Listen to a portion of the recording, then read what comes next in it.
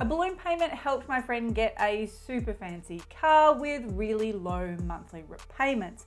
But the balloon payments actually ended up getting out of control. So let me explain what balloon payments are and what you can do to actually avoid having those balloon payments get out of control as well. My name is Edwena Dixon, welcome back to my channel. We all know that money is a tool, it's a vehicle that we should be using to be able to better control our own finances and our lives. So let's go back to my friend. He was incredibly excited to be able to get a super fancy SUV, and it still is, a really amazing car. But what he wasn't aware of is while he has super low repayments to start with, at the end of 5 years, he's actually going to be owing still on that car almost half the cost of the car itself.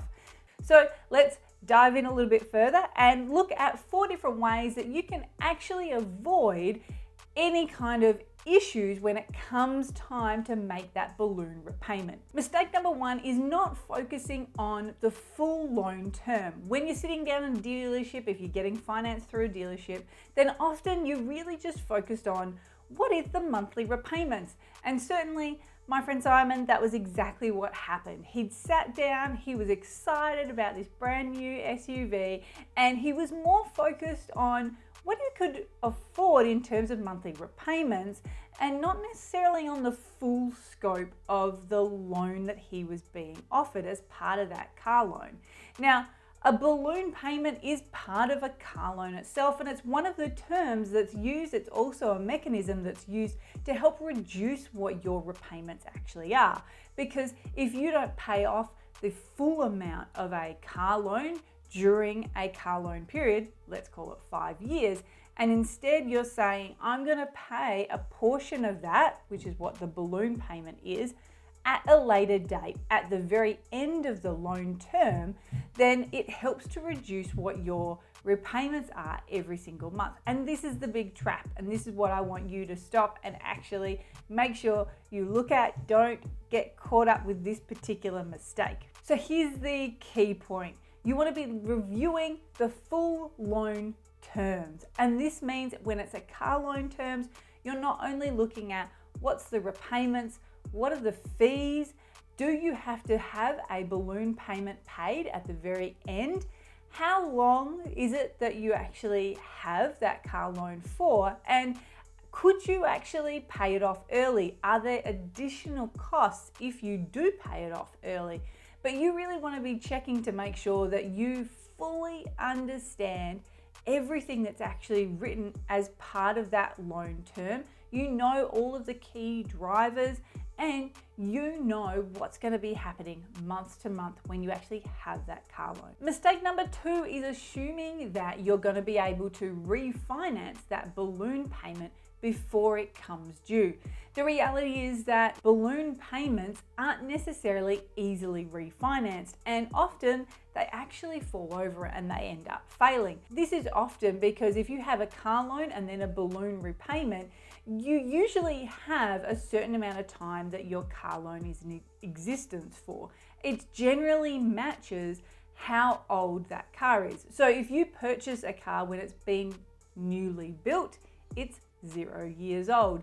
But you might have a car loan that's then 5 years old. By the time that 5 years is up, your car is also 5 years old. And a balloon repayment is not necessarily something that you'll be able to refinance if you still have a 5-year-old car.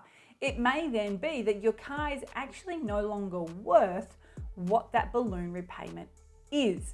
And now you're in a bit of a pickle because you can't have a loan that's more than 100% of the value of an asset. And here the key point really is that you need to have a backup plan, not just assuming you're going to be able to refinance, but coming up with a backup plan in case that fails. Not saying it will, but the odds are pretty high, so have a plan. Mistake number 3. Now this one I see quite a bit, and it's actually understanding depreciation. Here's the thing, with depreciation, it might be a big word, but it basically means that the value of something goes down over time. it's depreciating. The value of it is going down. Now, Simon, my friend that bought the fancy SUV, he didn't quite get it. He had the idea that, sure, you buy a car and as soon as you drive it off the lot, then it loses some value. We all know that. We've all heard that saying. But what he hadn't realized was the extent of which that happens. Because yes, as soon as you drive out of the car dealership, a car depreciates in value pretty substantially. But that keeps on going. And so depending on the vehicle and the particular type of car you buy, that depreciation may actually happen faster than another car. And that really comes back to supply and demand, how expensive things are to be able to get them repaired. These are all things that impact depreciation. And depreciation is one of the parts that becomes tricky when you have a car loan with a balloon payment. Because often people think my backup plan is going to be I'm going to trade in my car and that will then pay off the balloon payment. The unfortunate part of that is you have to assume that the car that you've got, if it's going to be 5 years' time, is it still going to be worth enough for what that balloon repayment is. And this is where perhaps having a balloon payment at 50% of the value of a vehicle isn't a great idea, because in 5 years' time or in 7 years' time, if you've got a 7-year car loan, then that car may not be worth 50% of the value that you bought it at. So you want to be able to really determine with that car balloon payment, you want to make sure that if your backup plan is to trade that car in to be able to get the cash to pay off that balloon payment, that you actually keep that balloon payment at a figure that you're likely to then get as a trade-in. Mistake number 4 is lacking budget discipline. And I know I talk a lot about having a budget, but it is important for these very reasons. If you can't follow a budget, it means that it is going to be really difficult when it comes time to then paying off a balloon payment. And here's an example just to give you a bit of a context for how this becomes a bit of an issue.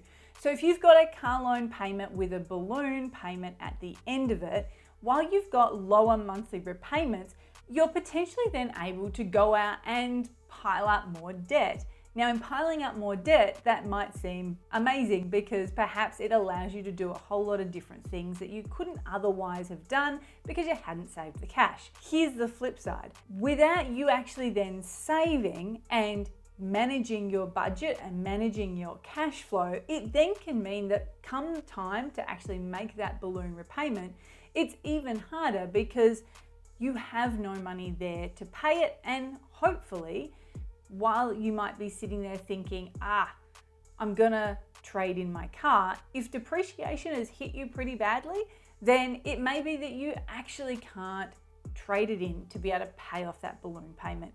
Now you're, I think, starting to see how all of this can kind of snowball, and they really are, while daunting, these really are 4 mistakes that you can avoid or be really mindful in the way you set up your car loan with those balloon payments. If you're in a position to be able to make a bigger payment on a car loan right at the very beginning, then that's going to suit you better in the long run, because you can then avoid having a car loan balloon payment. And it means that when that car loan has finished, you actually own the car outright, or you're more closer to being able to outright own it, especially if you've got a budget in place, especially if you're working to continue to save so that you have the cash there ready to go when that balloon payment falls due. Keep in mind though, when 5 years time, your budgeting situation is going to be really different. Hopefully you've had a massive increase in salary, and these are all things that you can take into account when you're working out that budget and you're looking towards the future. Learn how to negotiate car loans the right way. Click on the link below and get our free guide on how to negotiate car loans here in Australia, and I will see you in the next video. Bye.